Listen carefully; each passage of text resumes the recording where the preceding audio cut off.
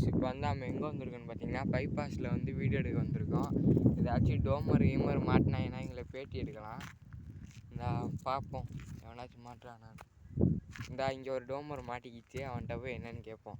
டோமர் மாட்டிக்கிச்சு, அவனை கூப்பிடுவோம், என்ன ரியாக்ஷன் பண்ணுறான்னு பார்ப்போம். ஹலோ மிஸ்டர் ஏலியா. ஏலியா சார், உங்களுக்கு என்ன திறமை இருக்குதுன்னு கொஞ்சம் சொல்ல முடியுமா?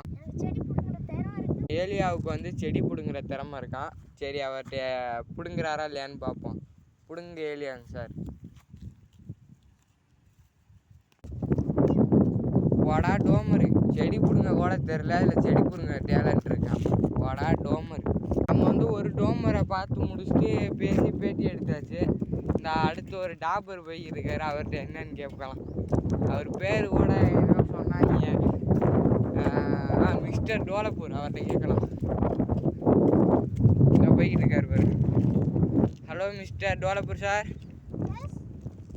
என்ன மாதிரி டேலண்ட் இருக்குன்னு கொஞ்சம் சொல்ல. போய் சுற்றிட்டு வாங்க சார், பார்க்கலாம்.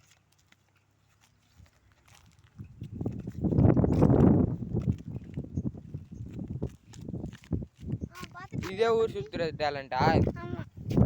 இதே அவனுக்கு ஊர் சுற்றுற டேலண்டா? என்னங்க சார் டோலப்பூர் சார், மண்டையில் எவ்வளோ பெரிய காயம்?